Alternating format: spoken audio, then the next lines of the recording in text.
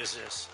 I love that song, but I want to thank you all. You're special people. And I want to just say that, I announced I was coming over here and I said, I love those Republicans. And I meant it. I said, except for maybe a couple I don't love. But the people in this room, I don't know if those couple are here. I don't know. I don't care if they're here or not. But we love you. And you've done an amazing job. You love the country. You're doing what's right for the country. And I want to wish everybody a Happy New Year, the most successful House Republican majority in decades. And we did it with not a big majority, right? That was not a big majority, but it's a unified majority, and it's people that know what it takes to make America great again.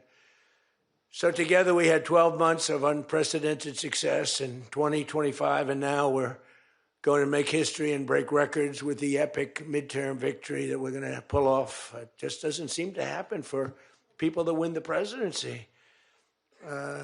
It's an amazing phenomenon. You win the presidency, and we sure as hell are having a successful presidency. I will say that. But even if it's a successful presidency, there's been nothing like what we're doing. We had a very good day 2 days ago, too. But even if it's successful, they don't win. I don't know what it is. There's something psychological, like you vote against. You can win by a lot. We won every swing state. We won the popular vote by millions. We won everything. But they say that when you win the presidency, you lose the midterm. So you're all brilliant people. Most of you are in this business longer than me. That makes me smarter than you. Because look where I am, right? No, it doesn't.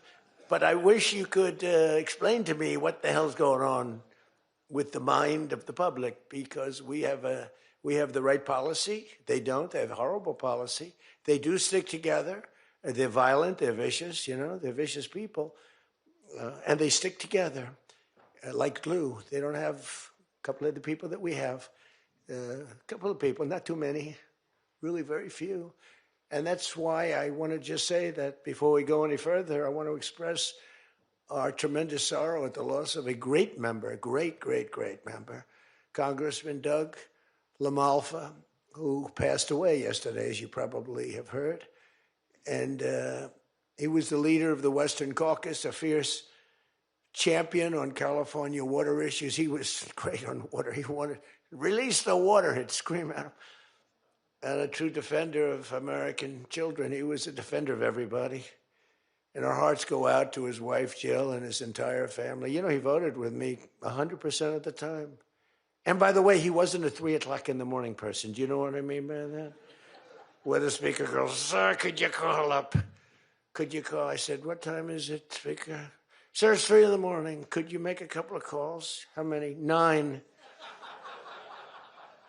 So I'd start calling 3 in the morning. I said, I shouldn't use any names. I'm just going to create problems.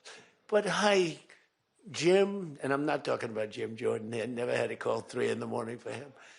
But I said, hi, Jim, how you doing? I just called to say hello, 3 in the okay, sir. Sir, you haven't spoken to me in 3 years, and it's now 3 in the morning, so I know what you want. You want my vote? And usually almost always they'd give it. But they wanted to be called. And with Doug, I never had a call. He was with us right from the beginning. I love those guys. I must say I probably love them the best, the guys that I don't have to call. They know we're doing the right thing. I have a couple that are going to be with us all the way, but they just want the call.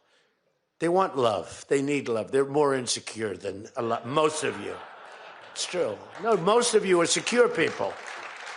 They're all laughing. No, most of you are secure people. I had a couple say, look, I could have Trump call me all the time. I just have to break his ass a little bit. And he'll be calling. But I appreciate those. We actually had a little party. We opened up a beautiful section of the White House in the Rose Garden, and we had a party for all of those people that I never speak to and vote for me. And, I spoke to Doug, but I didn't speak to him never had a problem. And I was really saddened by his passing and was thinking about not even doing the speech in his honor. But then I decided that I have to do it in his honor. I'll do it in his honor because he would have wanted it that way. He would have wanted it that way. He would have said, do that speech. Are you kidding me? Do the speech, big guy. But he was a fantastic person. Man, that was a quick one. I don't know quite yet what happened, but boy, it's a tough one. He was just with us. He was our friend, all of us, every one of us. And I also want to send our best wishes to Congressman Jim Baird and his wife, who are recovering from a car accident. They're going to be okay, but they had a pretty bad accident. And we're praying that they get out of that hospital very quickly. He's going to be fine. She's going to be fine, but it was a bad accident. And I want to thank the man who has been central to so many of our triumphs. He really has been. He's the guy that would call me to make those calls all the time. He's always working. And he's a nice person. You know, he's a high-quality person. But I want to tell you, he's a very tough cookie. I've seen both sides. Not often do I have to see the other side, because he's just, by nature, he's a very fine, religious. I like that. He's a religious person. I like that. I like religious people. It usually means they're more honest. Sometimes it doesn't happen that way.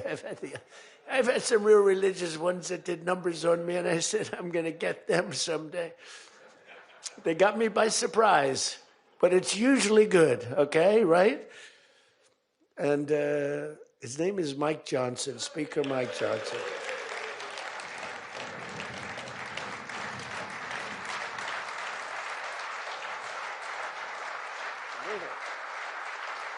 He has my complete and total endorsement. Stand up, Speaker. So, you know, but it is true. A lot of times they'll say, I wish Mike were tougher. He's tough. He's tough as anybody in the room, actually. But can't be tough when you have a majority of 3. And now, sadly, a little bit less than that. I mean, a little bit less than that, maybe. But you can't be Trump. You can't, I want you. You know, you make 10 enemies, 20 enemies. That's the end of that, right? Everybody loves him. I would say there's one person he's given up on. I mean, I think he just gave up on this guy. He's so bad. He never votes for us. But no matter how good, he won't vote for us. There's a sickness there. You know, there's something wrong. You can have the greatest bill, the greatest for the country. Forget about for Republicans. Great, great, great for the country. I'm a no vote. We don't even bother calling him at 3 in the morning, do we? Huh? But I want to thank another guy who's as tough as they come, because he went through something that none of us have gone through. I went through a little shot, but I get that throbbing feeling every once in a while. But what he went through was incredible. And that Steve Scalise, he got hit hard. Where's Steve? Steve.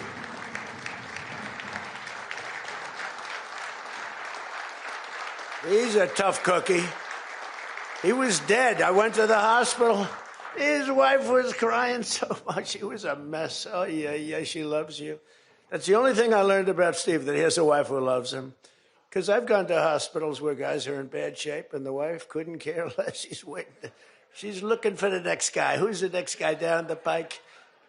Who the hell is the next guy? He's died. I said, it's so bad. Oh, yeah. I had one where the dog died and the husband died at the same time. I said, it's so sad. Yes, I love this dog so much. She couldn't give it, and the guy left her a fortune. Can you imagine? I shouldn't have left her anything, but she was much more concerned. It's true. Oh, the dog was devastated. The husband, he was like an afterthought. Your wife loves you, Steve. She's a great wife. Another one who has a great wife, Jackie, is Tom Emmer, right?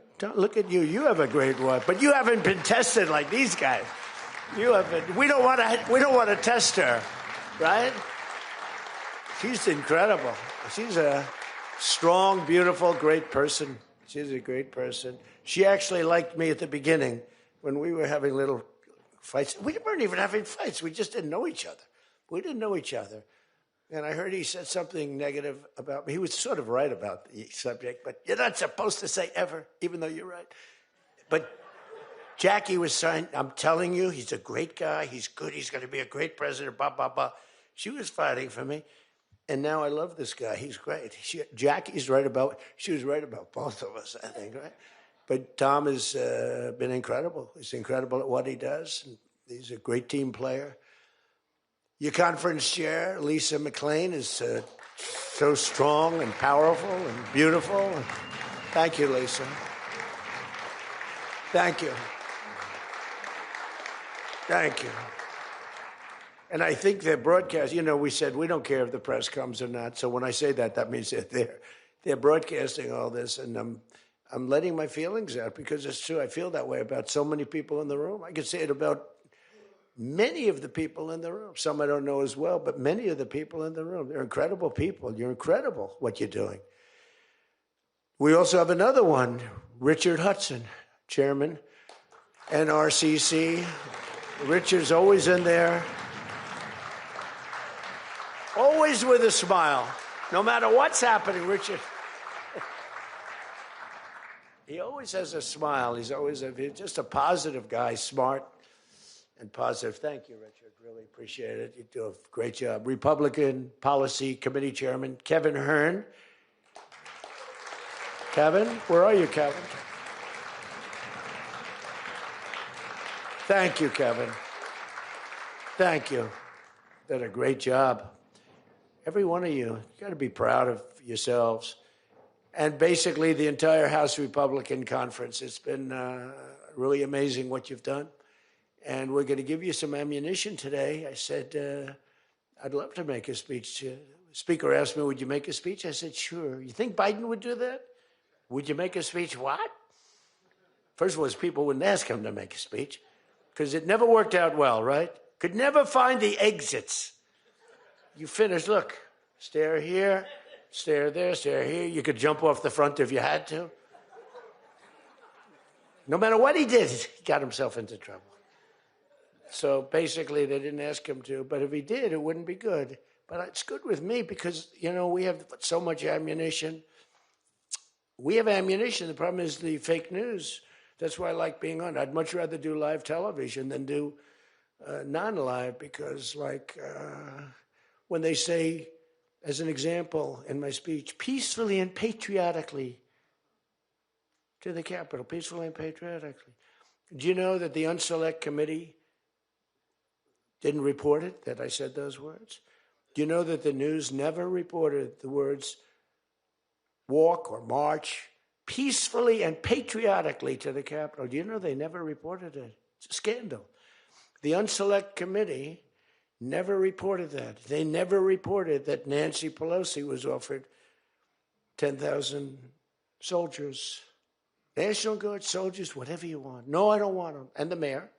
The mayors were in writing. She was more honorable about it. But Nancy got caught when her daughter did a documentary. She's a documentariess. And she has her mother saying, it's my fault. I should have taken the soldiers or something. I saw that in the documentary. I said, whoa, this was a major story. Has she spoken to her daughter since that, But they just, they are vicious people, even on the attack. And it was an amazing military feat that took place yesterday. Think of it. An amazing military. The people are saying, well, thank you.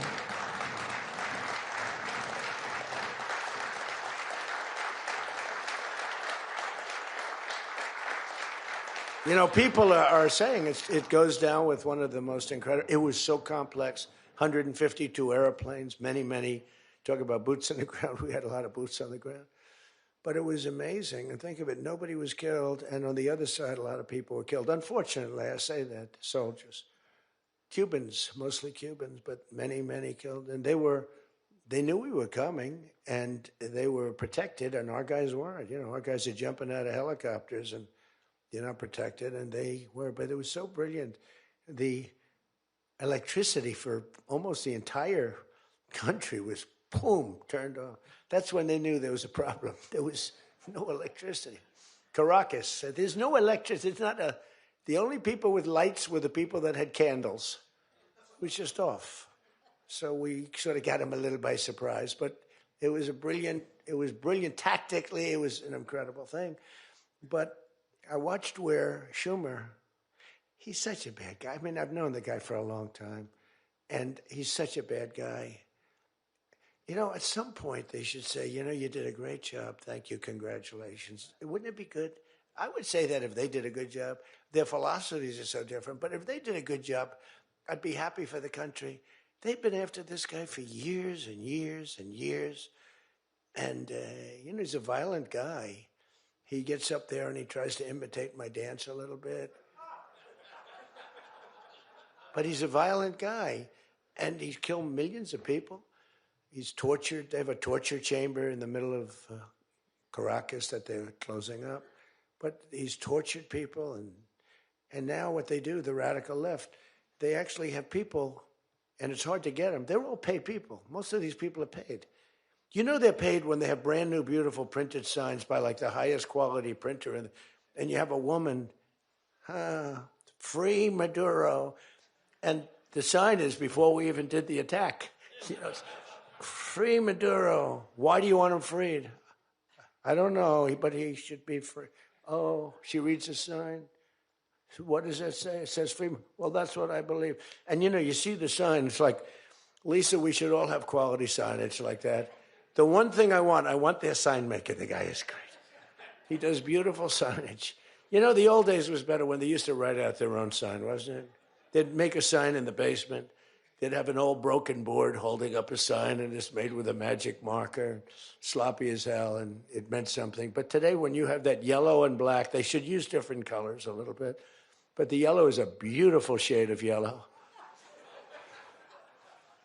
No, I want to find out who that is. I want him to work for the Republican campaign. He's much better than our guy, whoever the guy is. But the United States proved once again that we have the most powerful, most lethal, most sophisticated, and most fearsome. It's a fearsome military on planet Earth, and it's not even close. You know, I've been saying it for a long time. Nobody can take us. Nobody. We don't want to have it. We don't have a discussion, but you read all and you see everything else. Nobody could have done that. Nobody has our weapons. Nobody has the quality of our weapons. The problem is we don't produce them fast enough. We're going to start producing them much faster. We're going to be very tough on the companies. We have the best weapons in the world, but it takes too long to get them, including allies. When allies want to buy them, they have to wait 4 years for a plane, 5 years for a helicopter. We're not letting that happen anymore. We're telling our defense contractors, you're going to start building faster. You know, guy makes... I have a big problem with it. I'm the king. I have sold more Boeings than any human being on earth. They gave me an award, Salesman of the Year. I said, what about Salesman of the in the history of Boeing? I've sold more Boeing planes than any man in history by far, probably over 1,000. Over 1,000 planes. I said, that's the good news. But why should they wait 3-4 years to get a plane? They should build them, get them immediately. The F-35s, it takes too long to get them. The Apache helicopter. I mean, I had India coming to me, sir, I've been waiting 5 years. We're changing it. We're changing it. India ordered 68 Apaches, and Prime Minister Modi came to see me. Sir, may I see you, please? Yes. I have a very good relationship with him. He's not that happy with me because, you know, they're paying a lot of tariffs now because they're not doing the oil, but they are. They've now reduced it very substantially, as you know, from Russia. We're getting rich because of tariffs, by the way. I hope everyone understands that. They hate to report. We're going to have over $650 billion poured into our country or coming in shortly because of tariffs. You know, they're finding all of these pockets of money a couple of weeks ago. Sir, we're off by $39 billion. Oh, is that good or bad? Meaning, do we have it or are we short of it? Sir, it's $39 billion that we can't account for. That means we have an extra 39. Yes, sir. I said, well, what are you saying? We just don't know where it came from. I said, check the tariff shelf. Sir, that tariff doesn't start until September. He said, no. It started about a month and a half ago. Check it. Comes back 25 minutes later. Sir, you were right. It came from tariffs. This never happened to us before, where we find plus 39 billion, not million, plus 39 billion. They were missing. We've taken in $650 billion or shortcoming, and that's because I'm being nice. If I want to be, and we have national security because of tariffs. And frankly, we have a big Supreme Court case. I hope they do what's good for our country. I hope they do the right thing. The president has to be able to wheel and deal with tariffs. And now, if you have the right president, it's good. You have the wrong president, if you have the wrong president, nothing's good. Tariffs are the least of your problems. We found that out for 4 years. We had the worst president, did the worst job. They had the worst policy. We have to even run against these people. Now, I won't say cancel the election. They should cancel the election because the fake news will say, he wants the elections canceled. He's a dictator. They always call me a dictator. Nobody's worse than Obama and the people that surrounded Biden. Not Biden. I don't think it was Biden. He didn't know what the hell was going on, okay? The election was rigged. He had no idea what happened. He still doesn't. The auto pen. And by the way, you ought to make a big deal out of the auto pen. The auto pen was your president because most of the things were signed by auto pen. And you're not allowed to do that. I signed very little. Now I just sign everything because it's just so crazy.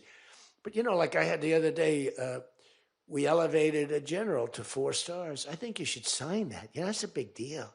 A general did a great job, was elevated to 4 stars.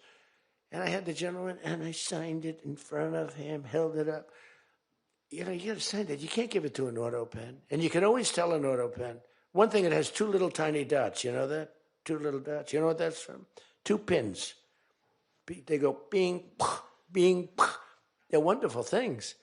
But you got to sign it. And the law is you have to sign it. If somebody's, telling the auto pen person, he has to be authorized by the president of the United States. Well, he wasn't. The guy barely knew the president. How many times did you speak to the president, right? He said 2. And they just spoke about the weather. It was like this. But he was never authorized to sign. And I think 95% of the things were signed by auto pen. You can tell because the auto pen is a nice, clean signature, and his signature is a mess. The only thing he signed was, which is nice, was Hunter's pardon. That's the only thing that we can find that he signed. Most of it he didn't sign. So somebody's sending papers to sign, and he wasn't the president. First of all, the election was rigged. You ought to have voter ID. You ought to insist on it. You ought to insist on it. Can you imagine? In California, they not only don't have voter ID, but if an official at the voting booths, which they don't have, by the way, because it's all mail, if an official, a voting official, even asks somebody for voter ID, sir, would like to see your identification. Do you come from our country? They put him in jail for tampering with the election. Okay? We got to straighten this out before it gets too crazy. California is more corrupt than any place. California is more corrupt than Minnesota. And I won Minnesota. Well, Tom's going, I think so. Well, it's close. It can't be proportionately, probably nothing's more corrupt, right? We got to win something. Yeah, right. He says you got to win. I'll tell you what, I did great there 3 times. I was surprised 3 times. Those elections are corrupt. They got you 1 time, too. But I heard a long time ago, but they got you. But they got to straighten those out. But we have to have voter ID. And, when you confront a Democrat about voter ID, like in a debate or something, I said it a couple of times with Biden, and they're very embarrassed when they say, we want voter ID, voter identification. The only reason somebody doesn't want that is because they want to cheat. Our elections are crooked as hell. And you can not only win elections over that, and not only win future elections, but you'll win every debate because the public is really angry about it. And you ought to pass the SAFE Act, or whatever you're going to call it. Are we going to SAVE Act or the Save America Act? I think we're going to change the name a little bit. You're going to put that up for a vote? I think everybody in this room certainly should do it. And it's a bad vote for them because they're voting against things like voter ID and other things that are almost equal to voter ID. But when somebody says, no, we don't want voter ID, that means they're crooked. And the public understands it. You win elections with that. But I think it would be really important, Save America Act, if you would put that up for a vote. It's got my total endorsement. And all it is common sense things about the election.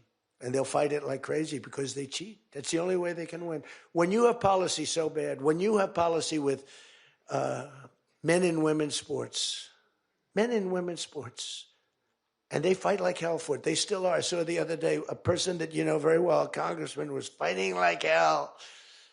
And, you know, I was out the other day with somebody, and I was with an ex-football player. The guy was massive. His leg was like this. And a young woman who plays flag football.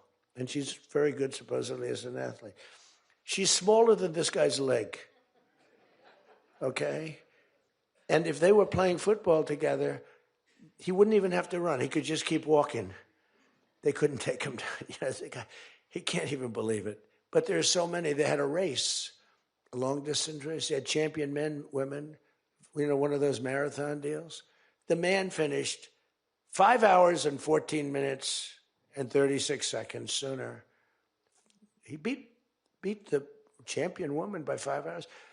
It's so demeaning to women. It's so ridiculous, right? It's so ridiculous. The weightlifting, take a look at the weightlifting records. One record stood for 18 years, and it was broken by 112 pounds. They couldn't get 1/8 of an ounce, you know? They'd put 1/8 of an ounce on. Then she's going to break the record for her mom, who's sitting in the front with her father. I'm going to break it. And she's out there. We're adding 1/8 of an ounce to each side. This record has stood, ladies and gentlemen, for 18 years. But she's going to do it. She's looking to get into the Olympics, right? And she gets up, and they put a little tiny thing like this, little thing. And my wife, by the way, my wife hates when I do this. She said, you know, she's a very classy person, right? She said, it's so unpresidential. I said, but I did become president. You know, she hates when I dance. I said, everybody wants me to dance. Darling, it's not presidential. She actually said, could you imagine FDR dancing? She said that to me. And I said, there's a long history that perhaps she doesn't know. Because he was an elegant fellow, even as a Democrat, right? He was the attack by Japan, you know, he was quite elegant. But he wouldn't be doing this. But nor would too many others. But she says, darling, please, the weightlifting is terrible. And I have to say this, the dancing they really like. She said, they don't like it, they're just being nice to you. I said, that's not right. The place goes crazy. They're screaming, dance, please. But the weightlifting, but no, the girl gets up. And you see, I want to be more, but I have somebody watching. I want to be more effusive. I want to really, yeah. But she gets it, and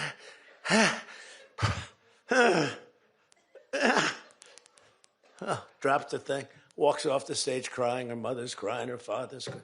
Guy gets up. They said, have you lifted before? A little bit. And he walks up. Bing.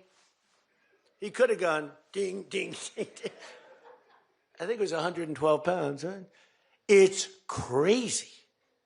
Or the beautiful boxer. They have boxing now. And that they have a young gentleman who transitioned. He was a very good boxer, but he wanted to be a woman, which is, you know, to each his own. Because I want to be very liberal when it comes to these subjects. I'm trying to get that vote. It's not an easy vote to get. It's very tough for me to get it. But he transitioned, and he transitioned. And the girl was a champion boxer from Italy, remember? She got up, first round.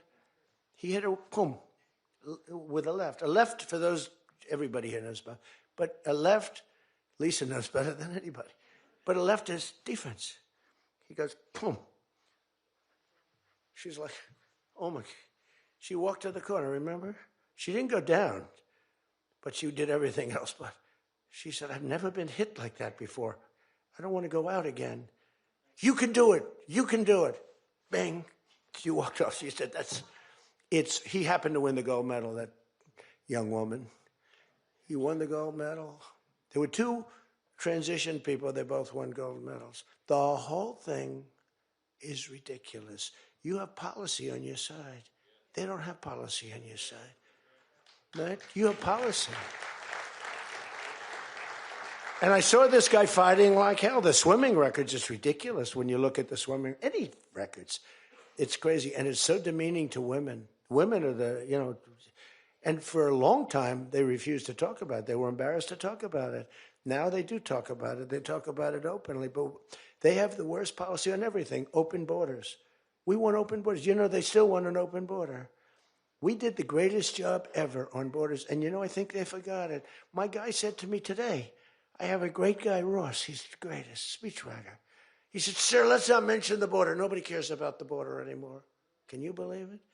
This was the biggest, this was the biggest thing there was. It says to me, nobody cares about the border because it has a shelf life. I fixed the border. I fixed it in my first term, but now I really had to fix it. It was much worse, when I came into office. Millions and millions of people were pouring into our country. And I fixed it. And my guy, who's incredible, says, people don't want to hear it, sir. You've done that. The problem is people forget that I did it. They totally forget. They were talking about the other day, we don't like Donald Trump on this. We don't like Donald Trump on that. And somebody just out of the blue said, well, he did an unbelievable job. Who cares about that? They're saying, that's been done. What do we do about that, Mike? Everything you do. It's almost like, what have you done lately is the way you have to run your life. In other words, I could have the most unbelievable 4 years, and I guess I'm not allowed to run. I'm not sure. Is there a little something out there that I'm not allowed to run? But let's assume I was allowed to run. I could have, there's going to be a constitutional movement. No, I could have the most unbelievable 4 years. Everything was great, but in the last week, I made a little slip up in something, and you lose the election. It's like, so we can't let them forget that we did such a great job on the border. By the way, Venezuela, everyone, they're marching in the streets. They love it, except in New York. I mean, where they find these people? These people, and they're not these people are a mess. I know it's not nice to say that. These people are a mess. Where do they find these people? They're the worst looking people I've ever seen. They got hats that are all frayed and they look like, they're all paid.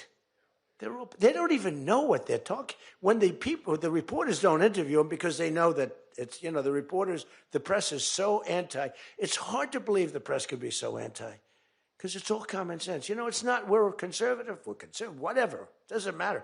We're all common sense people. It's not even conservative. It's common sense. But the press has no credibility whatsoever. Think of it.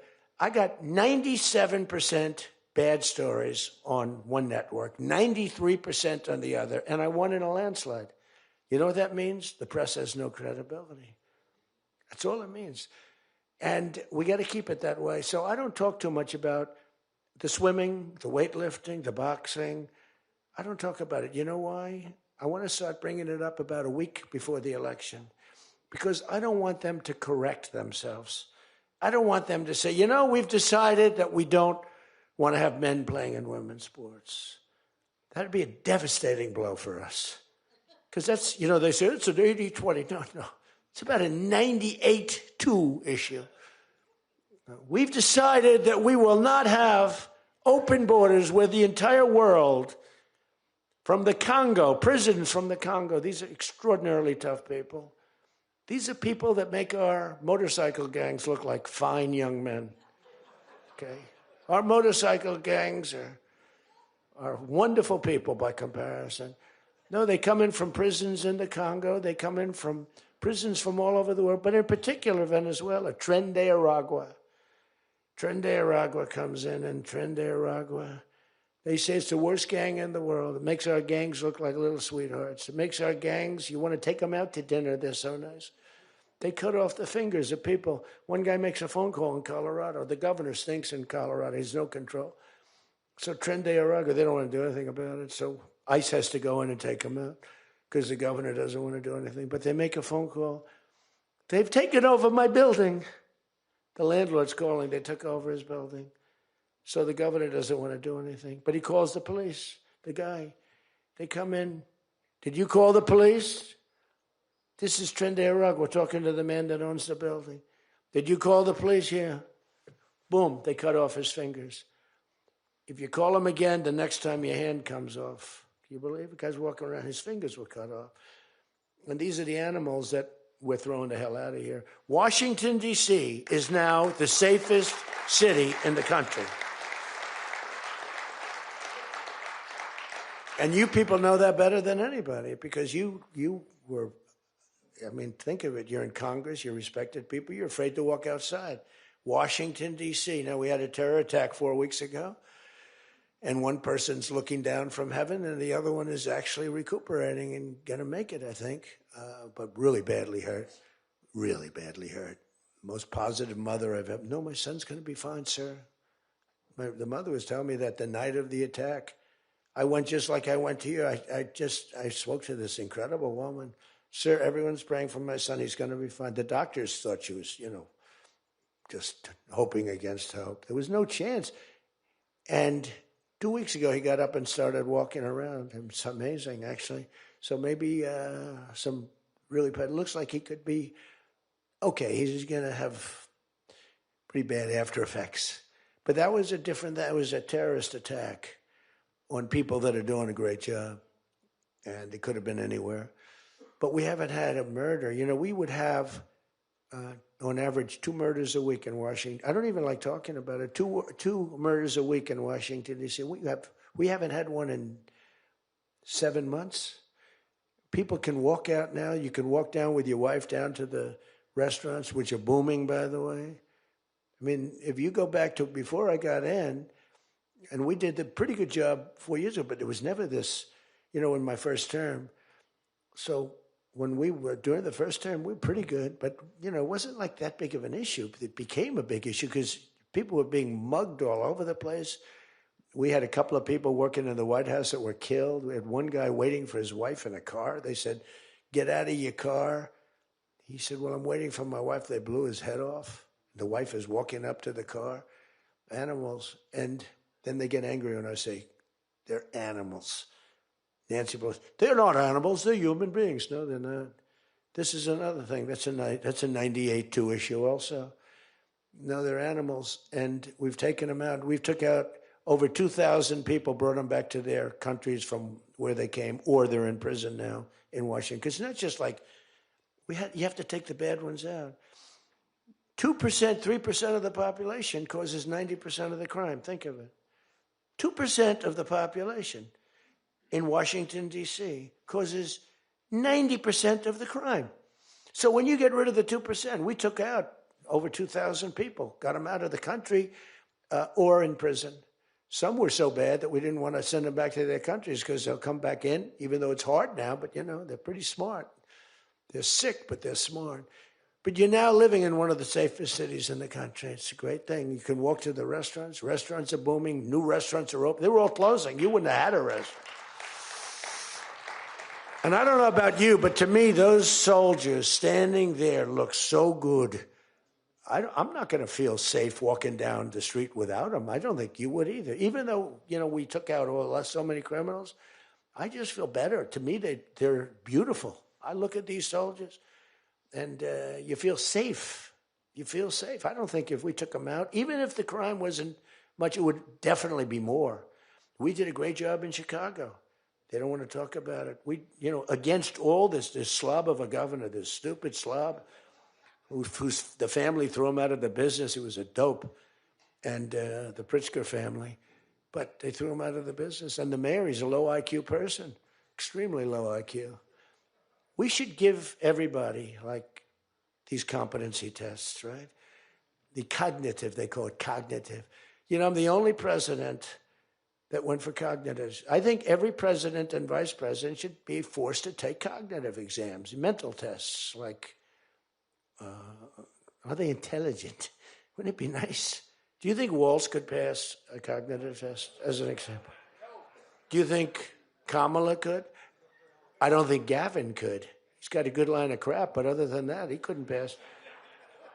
I mean, here's a guy who didn't want to have water coming down from the Pacific Northwest. Why? You know, they have a little tiny fish, this big, it's a little tiny fish, not doing well. You know why? No water. They're sending water. It's too much. It's killing the fish, so they cut it off. And then they have 25,000 houses burned down. They don't know why. No, I think, I believe in it. I'm the only one that took a cognitive test. I do, it's the worst. If I don't do a medical exam, because I've had times where I went longer, because I'm busy. If I don't do a medical exam, they say, Trump's not doing an exam. There must be something wrong with him. If I do the exam, they say, why did he do this? Why did he do this part of an exam? He did too much. There's something wrong with him. Do you remember there was a period, Mike, where I had 32 days in a row, I did one press conference, 2, 3, sometimes 4. I do them behind the desk. I don't even just do it. I do press conferences. But I do many press conferences. So in 32 days, and then one day, just one day. This is 32 days in a row. Must be some kind of a crazy record. Then one day, do you remember I didn't do one? Because I took Kai, my very brilliant golfer, beautiful young lady who swings the club so beautifully. She's a great scratch golfer and loves playing. Grandpa, would you take me to play golf? So I ran, I play golf in record. I play speed golf. It's better that way. You know the expression? Miss it quick. No, I play speed golf, but I'm a good golfer. Everybody knows. Anybody that I've beaten in this group. But I love to play golf, but I don't get to play much. But I took off 2 hours, and the press couldn't find me. But they knew I was there because they follow me. And I was getting, are you okay? Guys are calling me up. Some of the guys in this room. Sir, are you okay? Yeah, what's the problem? There's a report, sir, that you're no longer with us. Remember that? No. The report was that I don't want to use the D word. It's such a horrible word. Dead. I don't like. There's a report, sir, that you're no longer with us. I said, well, I just hit a 280-yard drive. This isn't bad. And, it's one of the, and it took me a couple of weeks to get that one straightened out. The new one is they did a report in the fake news New York Times where I worked this day from early in the morning till late in the evening, but we don't give out a full schedule. It's like who the hell wants to give out a schedule to these people? But it's all work. And this, in particular, this day was brutal. I never got to leave the seat. You couldn't do anything. It was just one after another after another. And this went on from early in the morning till late in the evening. And my people gave out a report. He had lunch. They show a report, lunch with somebody. And they did a story. Donald Trump is slowing down. He only had lunch. And then he went back up. And they said, that's malfeasance, whoever did, right? No, it's terrible. I was actually more angry with my people than I was with the New York Times. But they wrote a story. And it takes you a period of time to recover from these hits. And it's almost no matter what you do, but you have to keep a positive eye. But we have a fake press. We did a thing that's so incredible on medicine that nobody has ever done it. Reducing favored nations, most favored nations, we reduced the cost of medicine at levels that have never even been dreamt of before. We should win the elections on just that thing if we did nothing else and went home. Go home. We did favored nations where we're bringing down the price of a pill. As an example, in London, the pill sells for $10. In New York, it sells for $130. That's 13 times as much. Most favored is I want to pay what the lowest nation in the world is paying. Everybody knew about it, but nobody had the guts or the stamina to do it or the respect from other nations. But I do. And then you also had to get the drug companies. The drug companies were not easy, but they were much easier compared to the other nations.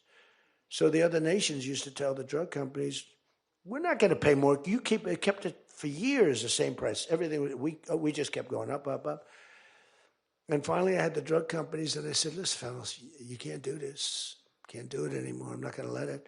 We're going to do it. And you're not going to do it. And I did things to them that were brutal. But I really found out it was the nations that were so tough. So when France was told that the pill will go from $10 to $30, it's a big increase, right? But it's not really. And that ours would come down from $12 or $13 down to $30. So theirs would go from 10 to 20 or 30. And ours would go from $13 down to, meaning $130, down to 20 or 30. So it's a huge drop for us. Now, depending on the way you calculate it, it could be thousands of percent down. It could also be 90% and 80%. You know, there's two ways of calculating. I don't know if you know. They said Donald Trump exaggerated. Now, there are two ways of calculating it. But calculate it at 80, 90%. But the other way is more accurate, like 900%, because that's what it really is. But there are two ways, but use, to be generous, 90%. There hasn't been a reduction in 28 years, except for the 1 year where I got it down 1/4%, and I had a news conference. I was so proud of myself. The drug prices, prescription drugs, are going to be down by thousands of points, thousands. On that one item, you should win this election. The New York Times barely wrote about it. The other papers barely wrote about it. Nobody even knows that the drug prices. Now, people will say, you don't mind if I don't read this crazy teleprompter, do you? Because, do you mind? Because I have, it's called standard. But these things are so important because you guys got to get elected. Because if you don't get elected, we have a country that's going to go to hell. So we can't play games. Ladies and gentlemen, the sun will rise tomorrow, and when it rises, we don't need this bullshit. We need to talk about favored nations. And your numbers are coming down at levels that nobody's ever seen. We inherited high prices. We inherited a mess. We inherited the greatest inflation in history. And you know what was knocking it down? The bad economy that we inherited. We inherited bad. We now have the hottest economy in the history of our country. We have $18 trillion being invested in the United States. You have, every one of you have car plants, AI plants, plants of all different types. Because of tariffs. I hope we get the good ruling from the Supreme Court. I only hope we do, because it's given us tremendous national security. So let me just finish up, because I weave. I love to weave. If you ever weave and don't come back to the point, then that's a problem. Then you say, but when you weave and you go here and boom, boom, boom, always coming back, then you're in good shape.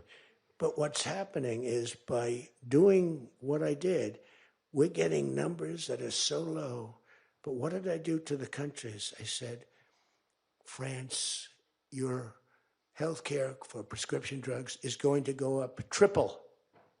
It's going from $10 a pill, just as an example. I called it the fat drug. You could say the fat drug, Ozempic. Ozempic is $80 in London, and it's $1,300 in New York. The fat drug. A friend of mine called me up. He said, what the hell is going on? A very rich guy, but I said, the fat drug doesn't work on you. Why are you even taking it? The drug has failed miserably, but he's a very loud, boisterous. He's not a bad guy, not a great guy, smart as hell. But he's a very rich guy. This drug, he could have paid millions for it. It wouldn't have mattered. But he said, in London, I'm paying $80. In New York, I'm paying like many times more than that. What the hell is that's because of what's happened? Because the nations held us back. So the drug companies, I had made a deal with them. You're going to do it? They said, whatever the nations agreed to. The nations were a bigger problem than the drug companies. So I said, you tell me they'll never agree, sir. I said, 100% they will. 100%. They said, sir, the smartest guy, Eli Lilly, Merck, Pfizer, all genius. They're all making numbers you wouldn't believe. The defense contractors are making more. That's why I'm going to say you're making $45 million a year and you can't produce a frickin' helicopter for 7 years. We're going to talk to them about that. But I said to the France, I called up, as an example, France, just as an example, I like him, he's a nice guy. Emmanuel, you know Emmanuel Macron. I love the French accent. Emmanuel. They said, listen, you're going to have to raise your prices a little bit because we're paying 14 times more than you. That's a lot, right? We're paying numbers. In other words, we're making up for all of this deficit.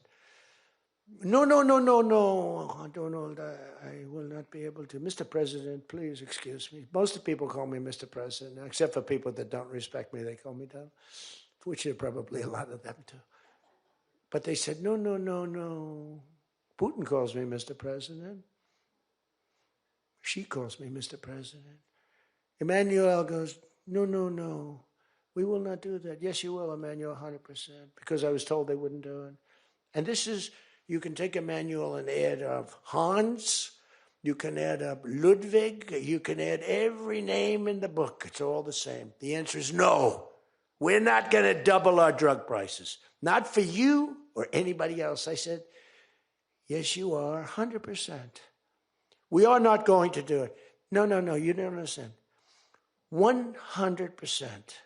You're going to do it and you're going to like it. They go, I don't understand. I've told you 5 times, why do you keep saying you're going to do it? Because I'm always right about, Trump is right about everything, right? I said, the hat. Trump is right about it. I have been right about everything. Got to keep it going. Is there wood up here? Hold it. I always like to, just in case. Trump was right about everything. And I said, so you're going to do it, Emmanuel? No, I'm not. I said, okay, here's the story, Emmanuel. If on Monday you haven't agreed to every single thing that we want, I'm putting a 25% tariff on everything coming out of France, including your wines, your champagnes, and everything else. No, you cannot do that. I said, I can do that, and I will do that. Even for national security, I'll do that, but this is for medical security, and 100%. Now, let me explain. The tariff I'm imposing on you is 42 times more expensive than what I'm asking for you in return. So you can either have a 25% tariff added on to you, like I did with China on fentanyl. I put a 20% penalty tax on China, and it's drying up because the tax is far more than they make with fentanyl. But with the other nations, I said, you're going to do it. And you know what he said? You can't do that to me. I said, yes, I can. Don't worry about it. It's not going to be that bad. You just have to explain it to your people, your 39 million people, that, by the way, don't vote by mail. They vote on paper ballots. They tried voting by mail, and there was fraud all over the country. We're the only country that votes by mail, essentially. You know that, right? You know, Speaker, that's another thing. We're the only country that's stupid enough to vote by mail. Even Jimmy Carter's commission said, don't do it.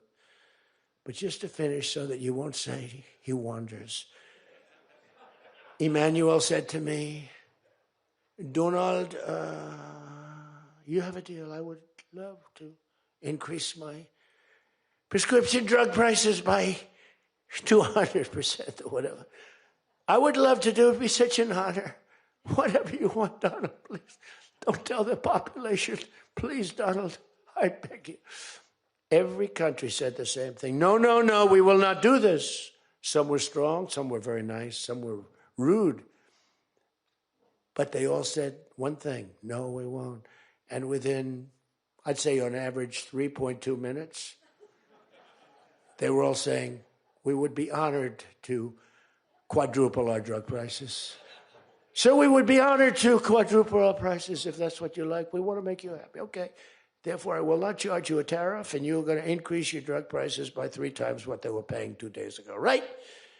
And we have now favored nation. You think Biden could do that? I don't think so. Think Biden ever thought of it? Now, everybody's wanted favored nations, but everybody knew it was impossible to get the countries to agree to it because they wouldn't have done. And they've been doing this for 40 years or whatever it is. We were subsidizing the entire world. That's just one of the many things we're giving. But you should take that thing. That's going to save. Now, that also, when you add that to healthcare, your drug prices are much lower than what you projected. So we're going to reduce healthcare by a lot. One other thing on healthcare, it's never been our issue. It should be our issue. We had a very nasty vote from a couple of people. I guess Collins, I guess Lisa Murkowski, and I guess a man named John McCain. Remember? Thumbs down. You remember. He said, I'm all for 10 years he campaigned. I don't want to be nasty, but for 10 years he campaigned on Obamacare. We're going to destroy Obamacare. We're not going to do it. And then we're going to terminate it. And then, it was a little surprising. We could have had health care, good health care. Obamacare is bad. And the people understand it's bad. And the premiums are horrible. But one thing I've learned a lot about health care. I found health care sort of like not of tremendous interest, but it was very important. And I made it of tremendous interest. So I made a statement a couple of months ago because I saw the numbers. I said, boy, because, I like to see what's going on. That's one of the reasons. By the way, we set an all-time record again today. We have the highest stock market in the history of our country by far, every single month. That's another thing you should camp. They like to demean that. The Democrats, well, that doesn't mean anything. That's just, no. That means jobs, and it means 401ks, because a lot of people have 401ks. And they have, best lawyer in the room, the best, have 401ks, and they have 401ks like, I had a young policeman. I told this story twice, but it was the same thing. This was a recent case. I had a case years ago, because I had a great economy. We had the greatest economy in history during my first term. My first term was a tremendous success. But again, nobody wants to talk about that. We rebuilt our military. We did things that nobody could have done. We did a great job. This term is blowing it away. It's blowing every term. There's never been a president that had a year like this, especially a starting year. And we should win based on that too, all things. But the 401k, so there's a policeman, and he comes up, and he was guarding me along with lots of other people. Sir, I want to thank you. What? My wife thinks I am the worst investor in the world. And for the last year, she thinks now I'm Warren Buffett. She said, you're smarter than Warren Buffett. You're a better investor than Mr. Warren Buffett, sir. I said, how's your 401k? It's doubled. It's going up. It's going up. I said, just relax. But 401ks are through the roof. Those are us. Those are the people. We have the highest stock market in history. 47 days out of 11 months. We have just a piece of the last month left for the first year. 47 days out of 11 months, we hit a new record. Well, we hit one last night. We hit another one today, I understand. But we hit one last night, a new record, brand new record. All exchanges, not just, Dow. Dow was up, but all of them. We have another record, that's the 47th time in 11 months that we've hit an all-time high. And the future, because we have more money coming into our country than any country has ever had by far. The record was about $3 trillion many years ago by China. We've got $18 trillion pouring into our country. You know why? Because of tariffs. Because if they build a factory, they don't have to pay any tariff. But if they make it in another country and they send it in, they have a very big tariff to pay. So they can't pay that tariff. So what they do is they come in and they're building. By the way, this is what China did to us for many years. It's just reversing it. Other than we have a great product. We were losing our product though. Tell you what, if I had lost this election, if you had Kamala, it's the same thing, Joe and Kamala, I call them equals. If you had Kamala come in, I believe that our country would have been Venezuela on steroids. I used to say that during the campaign. If I don't win, we're going to have Venezuela. So we have 18 trillion coming in. I think we could hit 20 trillion by the time the year is up, right? It's less than 1 year, 18 trillion. The record is $3 trillion. $3 trillion is a lot of money. 18 trillion is not even thinkable. That's all investment. That's building factories. That's building plants. You know how many car factories we have? Half of you guys are having car factories. Where you are, Louisiana is doing great. Georgia, right next to you, is doing great. Hello. Nice guy. All nice people. Actually, in this room, I can't see it. Is there anybody I'm supposed to dislike in this room? I think that a couple of people maybe didn't show up. There's only one that I really dislike. I mean, the same person that Mike gave up on, because there's something wrong with him. He's a sick person. But there's only one, really. The others, you just have to understand them. You know, they have some problems too. But you just have to sort of go with them and understand them, feel sorry for them, advise their family, are they okay? Because what we're doing is right. But $18 trillion, car plants being built. I was in Japan. Somebody admonished me, he shouldn't be traveling. I don't like to travel.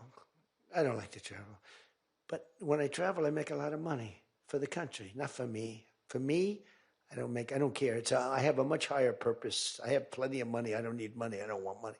I want to make money for the country. And like I did with Intel. Intel came in. They had a problem. I said, I can solve the problem, but I think you should give the United States 10% of your company. He goes, whoa. I said, yeah, I think I can help you with the problem, but you got to give the United States, not me. Sometimes I'll say, give me, but when I say me, I'm talking about, I'd love to accept it, but I don't think that law enforcement would like that, right? I'm very cognizant of law enforcement, perhaps more than anybody in history.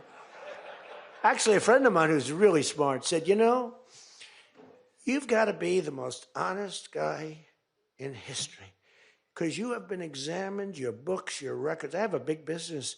Every record, I had these Democrats hired the biggest accounting firms, the biggest law firms, the biggest. I went through years of abuse. And here I am. They didn't find anything wrong. Remember? We want his tax returns for years. We want his. Finally, the Supreme Court, shockingly, I'm the only one. This couldn't happen to anybody else. You have to give your tax returns, right? I gave my tax returns. They're from here to here. It's a big business. It's a great business. And I built a great business, like much bigger and better than anyone even understands. But I gave my tax returns. They go from here to the ceiling practically. They got them. Headline, Trump to give tax returns. Supreme Court ruled I had to give my tax return. Can you believe it? Everyone said, you're not supposed to do that. And by fighting, they think you're trying to hide something. You know, naturally. I gave my tax returns. That's the last we ever heard. They hired the biggest accounting firm in the world, most powerful lawyers in the world. They spent millions and millions of dollars going over those returns. There hasn't been one story that I did anything wrong. So this friend of mine who's highly sophisticated, rich guy, smart guy, said there's nobody that I know that could have gone through an examination like that and not ended up in prison. Nobody ever had to suffer like I did. Nobody ever did that to anybody else.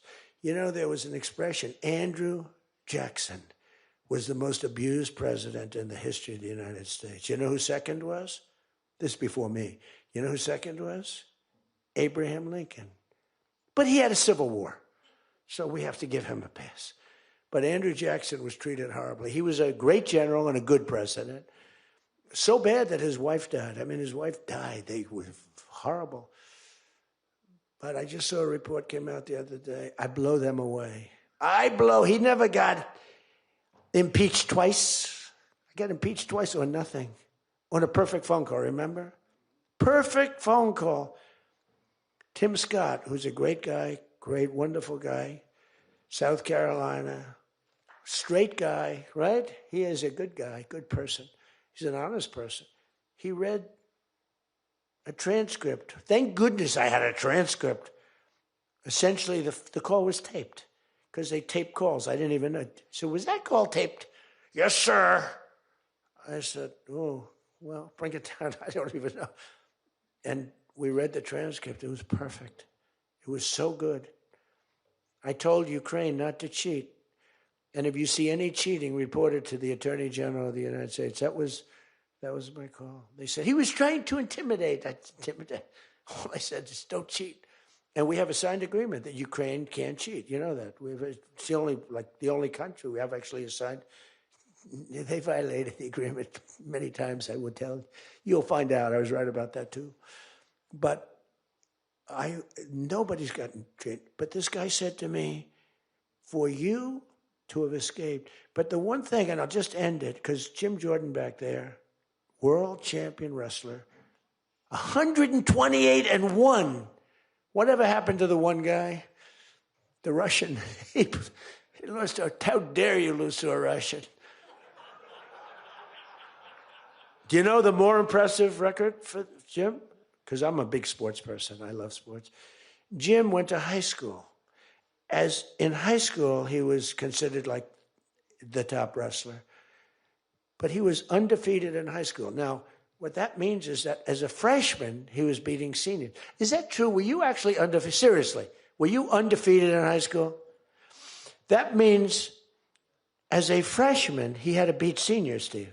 Nobody could, because there's such a difference between a freshman and a senior. To me, that's more impressive than anything. But I'm also impressed with his fight. Now we have to close the deal, Jim. We got to close the deal. Close that deal. I saw Jim, and the first time I met Jim, I looked at him, and I said, tough-looking guy. But I noticed the ears, they were a little rough. They were a little bit of a rough. Some people would say a little cauliflower on that ear. They said, Jim, have you wrestled before? Yes, I did. Where? Was it Ohio State? Something like, he was an All-American at Ohio State. I said, yeah, I could sort of tell. I look at the ears and I can sort of tell.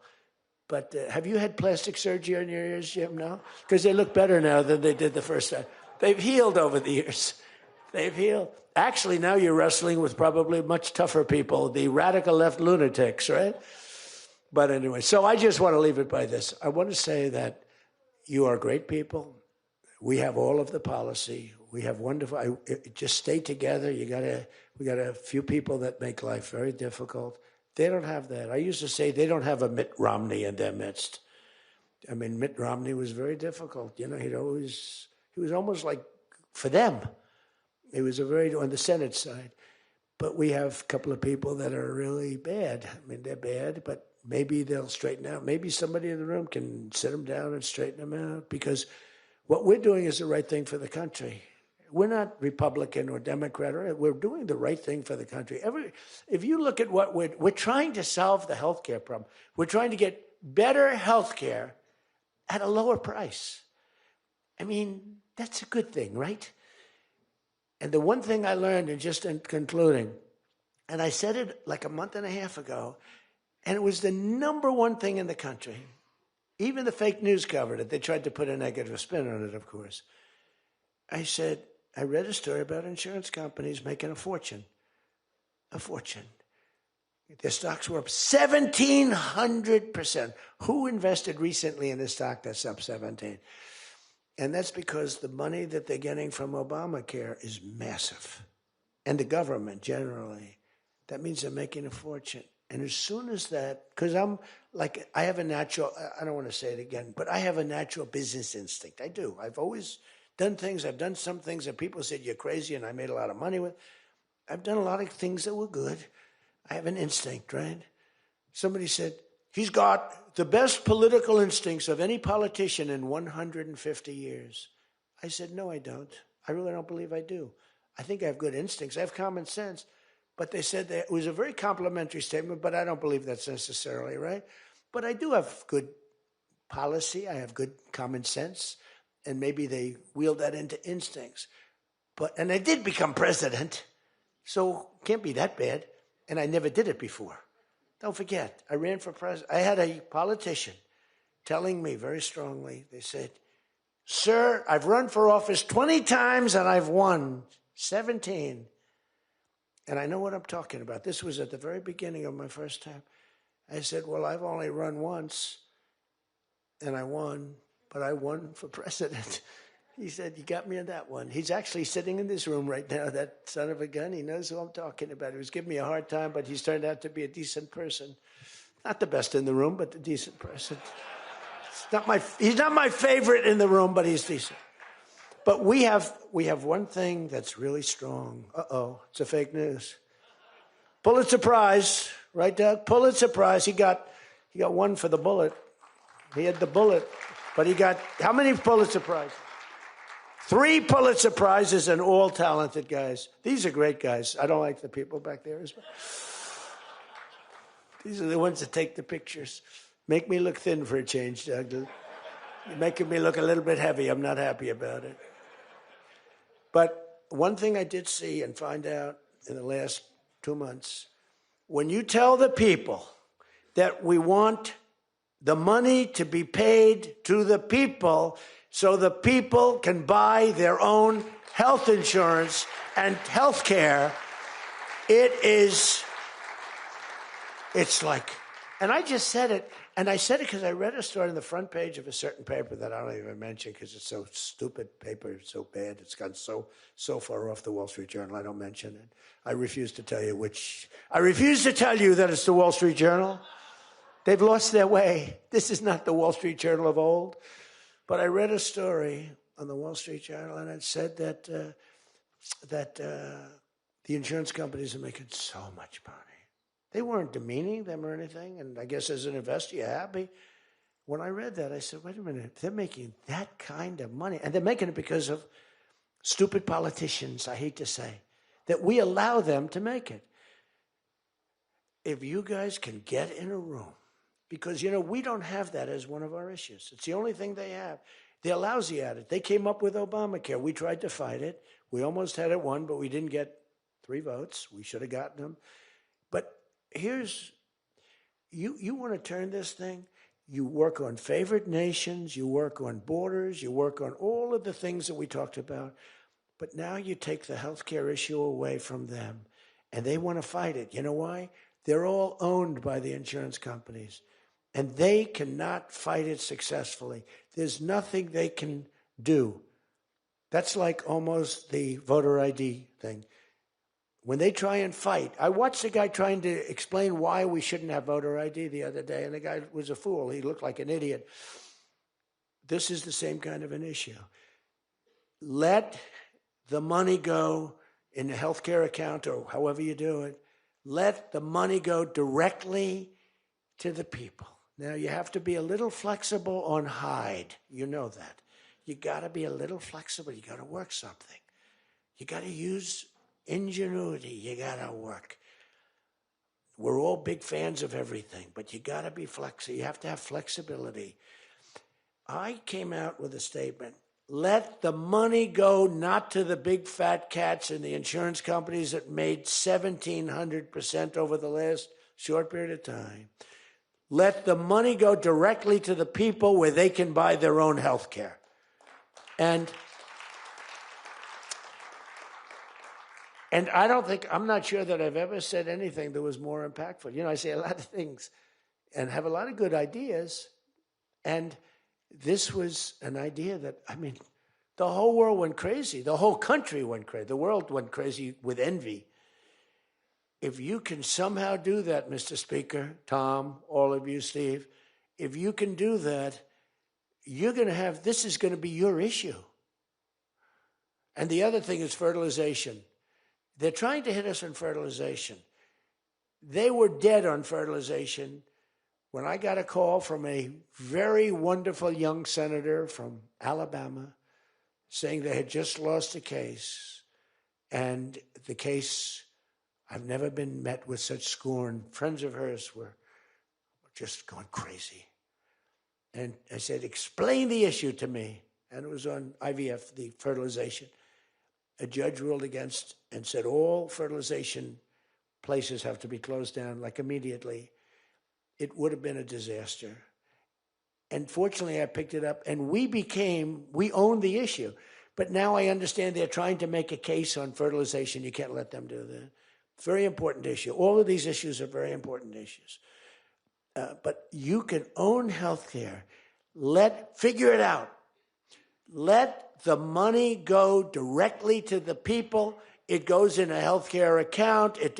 There are numerous things you can do, but you have to let no money for the insurance companies. I'm going to meet with the insurance companies. I said, I'm going to meet with them because I met with the prescription drug companies.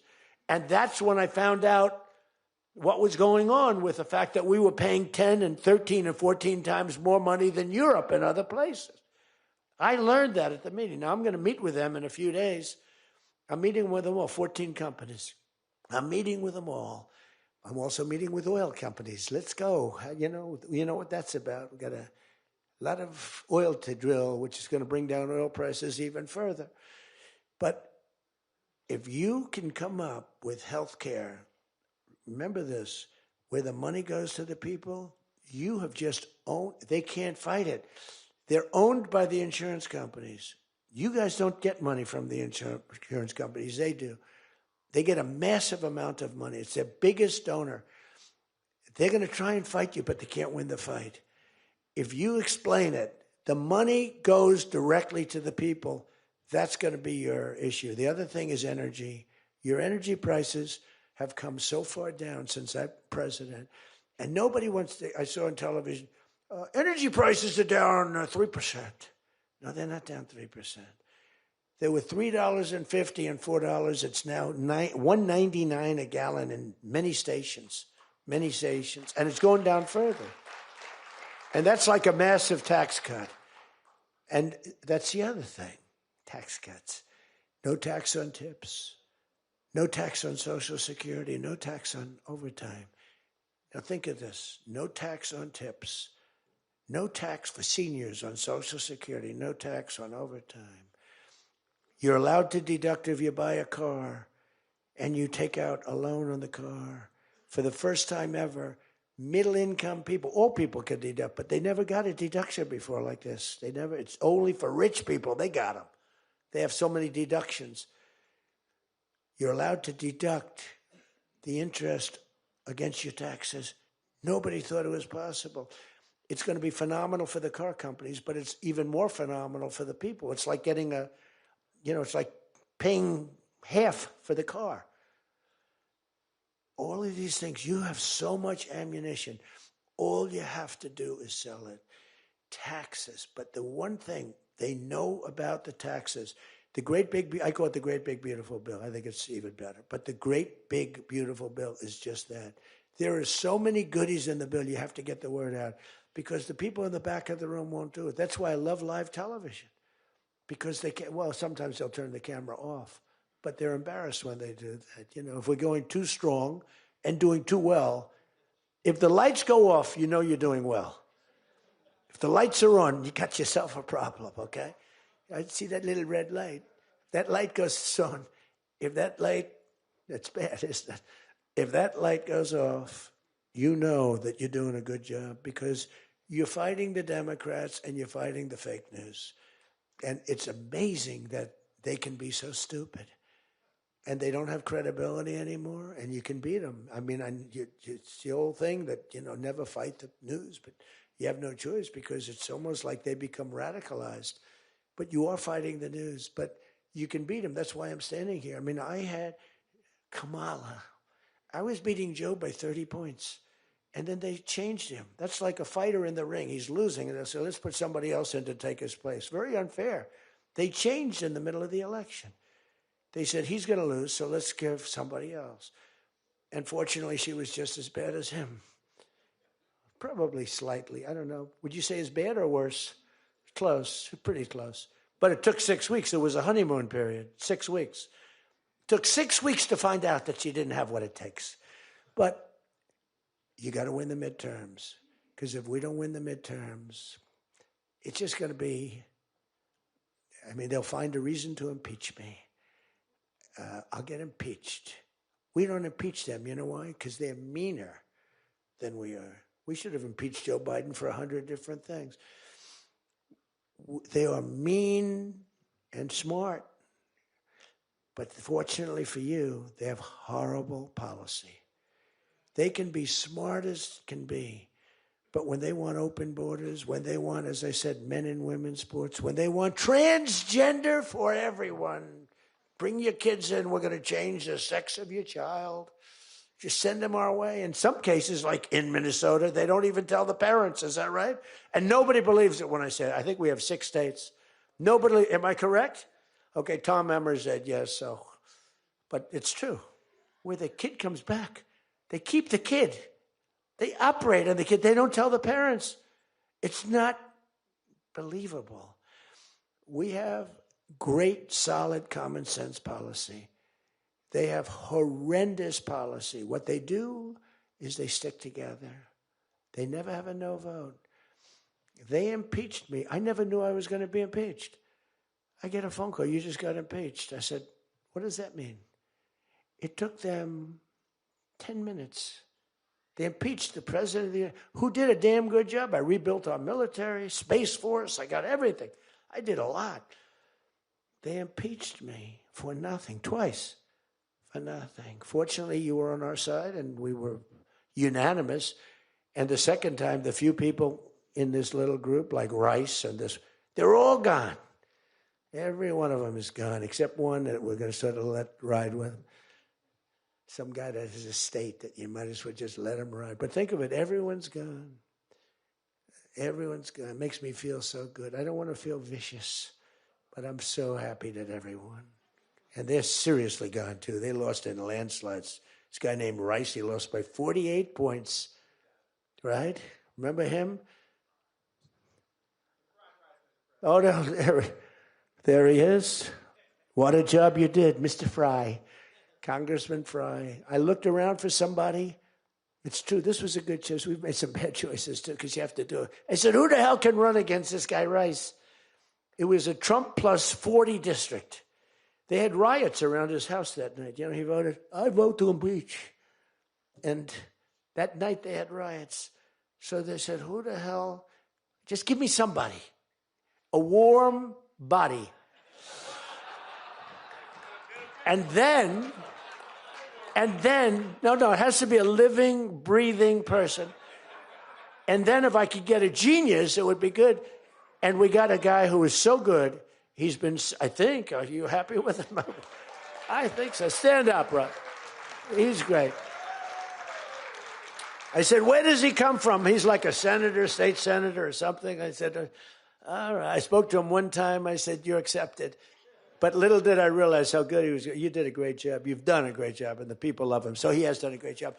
I just want to say this. I haven't read one word on this thing. Who the hell else could do this? And I think I gave you something. It's just a roadmap, and it's a roadmap to victory. You have so many good nuggets. You have to use them.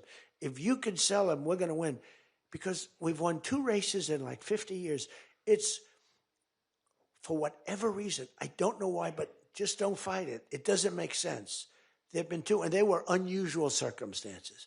So whether it's a Republican or Democrat, whoever wins the presidency, the other party wins the midterm, and it doesn't make sense, because we've had the most successful year probably in the history. They say, and now you add what happened essentially yesterday, we've had the most successful first year of any president in history.